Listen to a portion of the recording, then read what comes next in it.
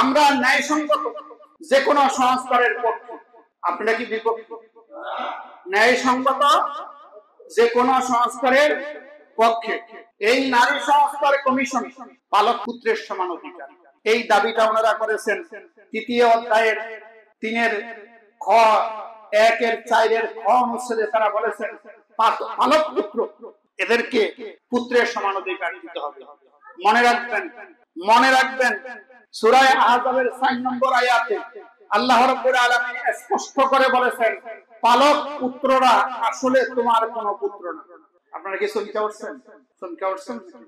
আল্লাহ তাআলা বলেছেন ওয়ামা জালা দিয়াকুম আবনাকুম, তোমাদের যে পালক পুত্র এরা তোমাদের প্রকৃত পুত্র না।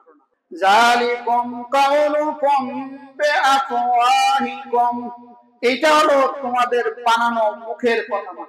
যেই পালক পুত্র আপনার স্ত্রীর দুধ পান করে নাই সে আপনার পুত্র না। কুরআনুল কারীমে তারপরে বলেছেন তোমার দিন সময় কম, সেটা তোমার দিনই ভাই হতে পারে। এই সমাজ, এই রেওয়াজ আইয়ামে জাহেলিয়াতে চালু ছিল।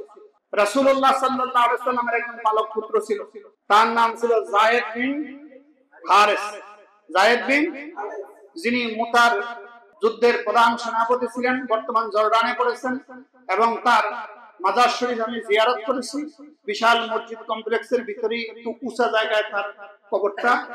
তার ইন্তেকালের পরে তার স্ত্রীকে আল্লাহর নবী বিয়ে করেছিলেন। তখন মক্কার কাফেররা মদিনার মুনাফিকরা, ইহুদিরা সহ সকলেই অপপ্রচার করতেছিল মুহাম্মদ তার পুত্রবধূকে বিয়ে করে ফেলেছে। মনে রাখবেন আপনার যে পুত্র সেই পুত্রবধূ আপনার কাছে সন্তানের সমমর্যাদায়, কন্যার সমমর্যাদায়। তাকে বিয়ে করা চিরতরে হারাম। তাকে বিয়ে করা কি? আর পালক পুত্র যত পুত্রই না, সে আপনার সম্পত্তির মালিক হতে পারে না।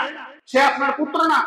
তার পুত্রবধূ সে আপনার পুত্রের বধূর সমান মর্যাদা পাবে না। ওই পালক পুত্রবধূর সাথে দেখা করো ইসলাম হারাম নিষিদ্ধ ঘোষণা করেছে। কথা কি বুঝাইতে পারছি? সুতরাং পালক পুত্র যেহেতু আল্লাহর কোরআনের ভাষায় পুত্র না, তাদেরকে সন্তানের সম অধিকার দেওয়ার এই দাবি একদম অযৌক্তিক।